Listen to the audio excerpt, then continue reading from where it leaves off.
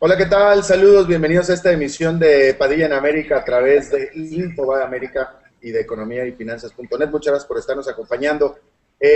Bueno, vamos a traer a invitar a alguien con el que me gusta mucho charlar, Alberto Bernal de Bulti Capital, que nos acompaña desde Miami, porque tengo varios asuntos que plantear con él y siempre, por supuesto, que me interesa muchísimo lo que él tenga que decir. Un tema, por cierto, que en la entrevista anterior estábamos tocando, pero me gusta ahora hablar de mi punto de vista pues más experto primero que nada con respecto a lo que se trata, porque el señor Bernal conoce o se dedica a la macroeconomía. ¿Cómo estás, Alberto?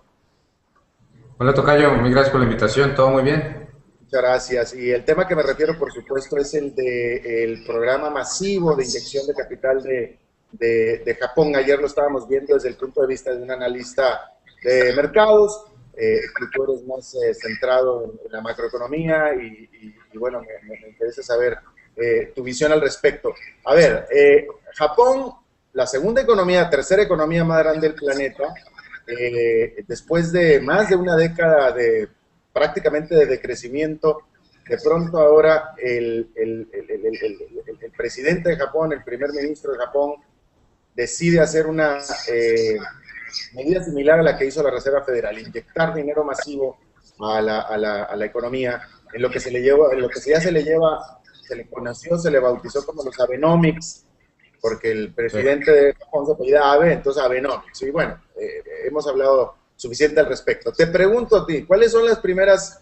Bueno, primero que nada, ¿por qué Abenomics? ¿Por qué le pusieron un nombre particular a una medida similar a la que hizo Estados Unidos? Porque pareciera que es exactamente lo mismo, pero acá como que se da la particularidad de que es algo muy diferente.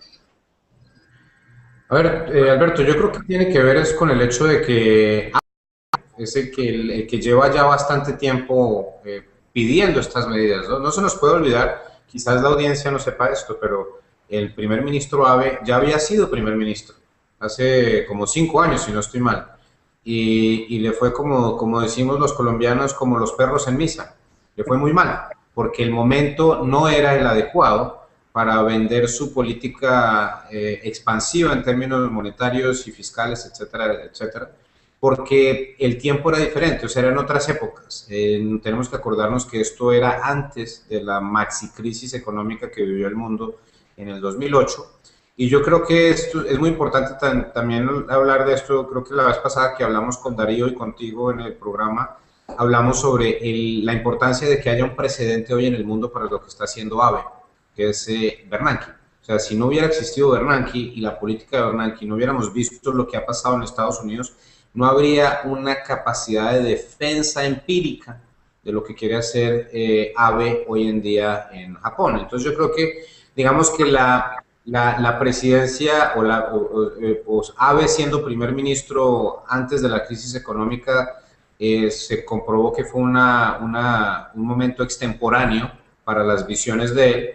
Hoy en día es el momento adecuado y por eso es que creo que hay tanto endoso de parte de la población en Japón, de parte de las fuerzas políticas, de parte de los analistas, etcétera, con lo que se está tratando de hacer en este momento en Japón, ¿no? Y pues esto es muy importante porque, Alberto, recordemos que en julio hay elecciones, ¿no? Hay elecciones parlamentarias y Abe necesita que su partido gane masivamente en el Parlamento para poder aprobar todas las reformas estructurales que se tienen que aprobar. Claro, pareciera que, bueno, ¿cuál es tu opinión en lo personal? Pareciera que tú estás complacido con estas medidas. Mira, yo estoy de acuerdo con esta medida porque es que creo que, y para mí es la mejor forma de explicarle esto a la audiencia es muy sencillo. Mira, la inflación es un problema que se corrige subiendo las tasas de interés. O sea, la inflación es como una fiesta. Entonces tú estás en una euforia, etcétera, y cuando está creciendo demasiado la euforia, tienes que bajarle el volumen a la música para que no se salga de cauce la fiesta. Muy fácil de hacer, subir, bajarle el volumen. Ahora, la deflación es como la depresión. Entonces es muy difícil sacar a una persona de la depresión. Por eso es que se necesitan medidas de choque tan importantes para poder cambiar el pensamiento de la gente en Japón. Tenemos que lograr, digamos, las autoridades de Japón tienen que lograr que en una conversación de por la noche entre la familia, que está el padre y la esposa y los hijos, en vez de hablar sobre cuánto tiempo nos vamos a demorar más para cambiar el coche, o para cambiar la casa, o para comprar la nueva lavadora, que sigamos 6 meses, 9 meses, etcétera. ¿Por qué? Porque la expectativa es que baje el precio de ese activo. Tenemos que cambiar esa conversación a decir, si no la compramos hoy, mañana se nos sube de precio. Eso es el pensamiento inflacionario, el otro es el pensamiento deflacionario. Pero el pensamiento deflacionario, Alberto, es muy difícil de contrarrestar porque tú siempre sabes que un mes o 2 meses después el activo va a valer menos. Entonces, tu incentivo como consumidor es demorar la compra. Y si todo el mundo hace lo mismo, pues nadie compra. Claro. Pero dime una cosa, ahorita mencionaste una palabra clave que eran reformas, que son las que espera hacer el ministro Abe ahora después de las elecciones. Pero yo te pregunto, precisamente, ¿qué acaso la crítica o lo que se conocía que le adolecía la economía de Japón era justamente de reformas? Es decir, lo que Japón siempre necesitó para salir adelante eran reformas y no una inyección de dinero. Entonces yo te pregunto, ¿qué viabilidad hay en el corto, en el largo plazo de esta inyección de dinero, si después de todo lo que hace falta son justamente las reformas? Exacto. Y ahí lo que pasa, Alberto, es que esto es solamente una parte de la ecuación. Si tú no tienes las reformas, la impresión de dinero quizás no funcione.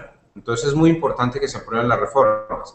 ¿Cuáles reformas? Por ejemplo, hay unas reformas muy interesantes como el hecho de que Japón se vuelva un participante más justo en el comercio internacional, porque Japón sigue siendo un país que en cierta forma es bastante proteccionista.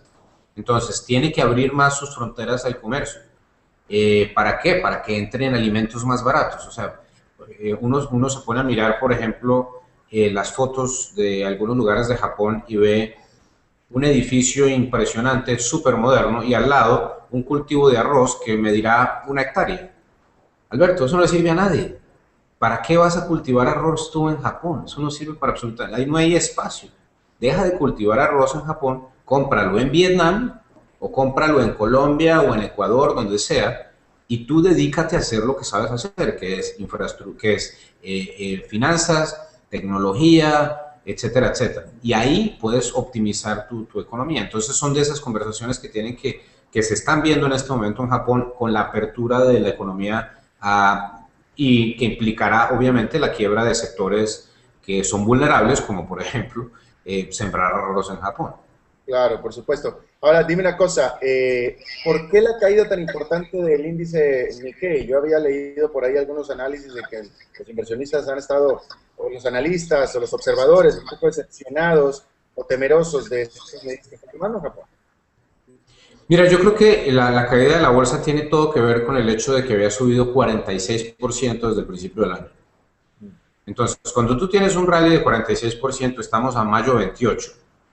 Es que ni siquiera hemos entrado al sexto mes del año y ya estás arriba a 48%. Entonces algunas personas dijeron, no sabe qué voy a vender y ganarme mi utilidad, tenerla, etcétera, y después miro si entro o no entro otra vez. Entonces todo lo que se ha oído al respecto, alrededor, para mí son unas excusas muy, sinceramente, excusas que yo llamaría espurias. Como decir que no sabe, el otro día un analista salió en televisión diciendo que no sabía si el presidente de Japón iba a incrementar o no incrementar el ajuste monetario, perdón, la compra de activo monetario. Y yo me preguntaba mismo, dice, por Dios, esto acaba de comenzar, démosle un tiempito al hombre, ¿no? Claro. O sea, no, por Dios. Entonces, eso, por ejemplo, es una excusa. Y la otra excusa es decir que supuestamente Bernanke había dicho que el estímulo monetario se iba a acabar. Alberto, yo no tengo ni idea por qué diablos la gente entendió eso del testimonio de Bernanke en la Cámara de Representantes. Bernanke no dijo eso. Bernanke dijo que si la economía se mejoraba lo suficiente, dejaría de comprar tanto como está comprando ahorita. Lo más lógico, lo mismo que ha dicho absolutamente en todas las reuniones en las cuales lo hemos oído. Ahora, pero dime una cosa, por otra parte, ¿por qué razón entonces los inversionistas no han decidido tomar utilidades sobre Wall Street si también ha tenido rendimientos similares? Pues vimos un interés de tomar utilidades la semana pasada y en Bultic es más, cero humildad, pero lo pronosticamos la semana pasada, dijimos esto es una venta que no tiene ninguna lógica porque la gente no entendió lo que dijo Bernanke o la prensa está vendiéndolo de una forma diferente. Aquí, Alberto, y básicamente te voy a tratar de explicar por qué veo tan positivamente el mercado en este momento. Y no tiene nada que ver con cosas que yo sepa o que yo no sepa, sino a mí me gusta mucho oír a las personas que han probado que son extremadamente hábiles en el negocio de las finanzas. Y déjame comentarte lo que oí la semana pasada. El presidente de BlackRock es el mayor, la compañía más grande del mundo en términos de activos, maneja 4 billones de dólares, 4 billones de dólares, o sea, 2 veces la economía de México la maneja este personaje que te voy a contar. Y este personaje le preguntaron en el CNBC, en el programa, después de que cerró el mercado, que cómo se sentía el mercado. Y el tipo contestó de la siguiente forma, dijo a María Bartiromo, que era la que lo estaba entrevistando, le dijo, mire María, el que no esté montado en este mercado no ha hecho la matemática, por 2 razones muy sencillas. Uno, porque los bonos del tesoro no le pagan a uno nada, eso lo dijo. Y segundo, porque la gente no se ha dado cuenta de que hay 10 billones de dólares, o sea, 10 billones, la economía mundial vale 80, hay 10 billones que todavía están en cash. 10 billones, Alberto. Porque se ha creado tanta liquidez a nivel del mundo, hay tanto ahorro de corporativos, etcétera, que en total hay ahorros de 10 billones que están ganando 0%. Alberto, eso no es sostenible. Entonces, en algún momento, a las buenas o a las malas, esta gente que se está ganando el 0%, cuando todos los que estamos invertidos nos estamos ganando el 18, 20, 40%, va a decir, no, este tipo que me estaba asesorando a mí es un imbécil, que es que me quedes en cash ganándome el 0% cuando el resto de la gente está ganando el 40%. Entonces, ahí ese dinero todavía falta por entrar, no lo hemos visto, Alberto, y por eso los mercados siguen subiendo. Y de hecho, déjame, te voy a decir una cosa, que yo nunca había visto, Alberto, tú eres muy joven, así es que no te incluyo en esto, pero yo nunca había visto una subida de este tamaño, de esta envergadura en Wall Street y que tuviera el apoyo y el consenso absolutamente de todos. Hasta Nuriel Rubini dice que esto va a seguir subiendo. Exactamente. Eso es una... Me quito el sombrero para la gente que todavía sigue negativa en el mercado, Alberto, pero como te digo, yo, y no lo digo a veces a mí me dicen que soy demasiado optimista por naturaleza, y sinceramente, Alberto, no creo que tenga nada que ver por eso, sino es, otra vez, repito lo que dijo el señor de BlackRock, para mí uno de los genios económicos más grandes, 10 billones de dólares en cash, Alberto, algo va a tener que hacer ese dinero. Bueno, pero ahora, la subida está muy linda y sí, perfecto, todo esto va a subir y no hay de dónde más meter el dinero y todo el mundo va a ir para allá, así es que perfectamente los pronósticos es que es el consenso, que va a seguir subiendo esto. La gran pregunta es, ¿cómo va a ser el final? Va a ser, o sea, ¿este avión qué? ¿Va a aterrizar? ¿Se va a estrellar? ¿Va a chocar contra un risco? ¿Qué va a pasar? Pues mira, Alberto, yo hasta hace 3 meses pensaba que de golpe aquí íbamos a tener un final de esta historia una vez la Reserva Federal se retirara de la historia. Y ¿sabes qué? He estado cambiando mi forma de ver al respecto por una razón muy sencilla y he estado haciendo bastantes ejercicios al respecto. El Dow Jones o el S&P, y eso lo puede hacer cualquier persona, te puedes ir a internet y mirar una gráfica del Dow Jones desde 1928 y si te puedes conseguir los números, haz los cálculos de cuánto se gana el Dow Jones cada década o el Standard & Poor's. Normalmente se gana el 10% anualizado, 10% cada año en una década. Hay un año que sube, otro año sube 20, el otro año baja 20, etcétera, pero en promedio sube 20% y es el 10% anual. ¿Qué pasó entre el 2000 y el 2010? En los mercados perdieron 20% en los 10 años, cuando en los 10 años anteriores se habían ganado el 320%.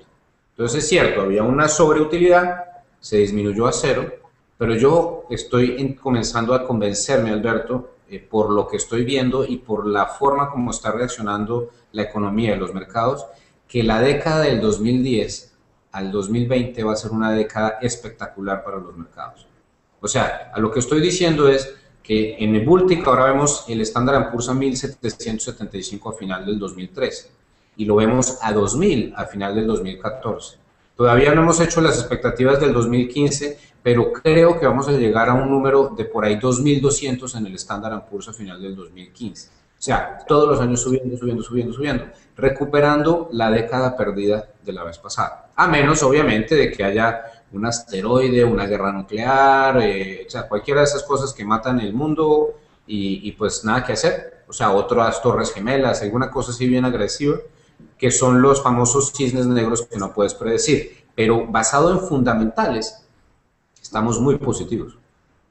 Interesante. Y de nuevo, reiterando que es consenso. Eso no deja de ponerme nervioso a mí, pero yo soy zorro viejo, conservador, pero sí notar que hay consenso en lo que tú estás diciendo. Sí. Bueno, pues Alberto Bernal de Bulti Capital, teníamos más temas en la mesa, pero la verdad es que ya nos fuimos hablando con este otro tema muy interesante y se nos acabó el tiempo. Te agradezco muchísimo tu buena disposición a hacerla con nosotros, mi querido Alberto. A ti, Alberto, mil gracias por la invitación y hasta la próxima. Muchas gracias. Próxima. Y bueno, muchas gracias a ustedes por habernos acompañado y gracias por seguirnos y participar e interactuar con nosotros a través de nuestra página de Facebook de Padilla en América. Facebook Padilla en América, que la tiene usted en su pantalla. Los invito a que sigan interactuando con nosotros, mandándonos sus comentarios, preguntas, sugerencias, quejas, etcétera. Facebook Padilla en América. Muchas gracias por habernos acompañado entonces. Nos vemos en la próxima. Que la pasen muy bien. De Japón. Ayer lo estábamos viendo desde el punto de vista de un analista de mercados, tú eres más centrado en la macroeconomía y bueno, me interesa saber tu visión al respecto. A ver, Japón, la segunda economía, tercera economía más grande del planeta, después de más de una década de prácticamente de decrecimiento, de pronto ahora el presidente de Japón, el primer ministro de Japón, decide hacer una medida similar a la que con él, y siempre, por supuesto, que me interesa muchísimo lo que él tenga que decir. Un tema, por cierto, que en la entrevista anterior estábamos tocando, pero me gusta ahora hablar de mi punto de vista pues más experto, primero que nada, con respecto a lo que se trata, porque el señor Bernal conoce o se dedica a la macroeconomía. ¿Cómo estás, Alberto? Hola, Tocayo, muy gracias por la invitación, todo muy bien. Muchas gracias. Y el tema que me refiero, por supuesto, es el del programa masivo de inyección de capital de... Tiene que ver es con el hecho de que es el que lleva ya bastante tiempo pidiendo estas medidas, ¿no? No se nos puede olvidar, quizás la audiencia no sepa esto, pero el primer ministro Abe ya había sido primer ministro hace como 5 años, si no estoy mal. Y le fue como decimos los colombianos, como los perros en misa. Le fue muy mal, porque el momento no era el adecuado para vender su política expansiva en términos monetarios y fiscales, etcétera, etcétera, porque el tiempo... Hizo la Reserva Federal, inyectar dinero masivo a la economía, en lo que se le lleva, en lo que ya se le lleva, se le conoció, se le bautizó como los Abenomics, porque el presidente de Japón se apellida Abe, entonces Abenomics. Y bueno, hemos hablado suficiente al respecto. Te pregunto a ti, ¿cuáles son las primeras... Bueno, primero que nada, ¿por qué Abenomics? ¿Por qué le pusieron un nombre particular a una medida similar a la que hizo Estados Unidos? Porque pareciera que es exactamente lo mismo, pero acá como que se da la particularidad de que es algo muy diferente. A ver, Alberto, yo creo que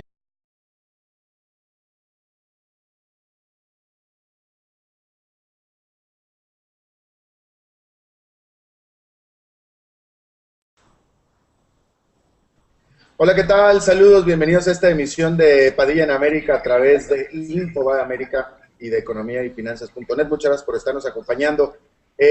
Bueno, vamos a traer a invitar a alguien con el que me gusta mucho charlar, Alberto Bernal de Bulti Capital, que nos acompaña desde Miami, porque tengo varios asuntos que plantear.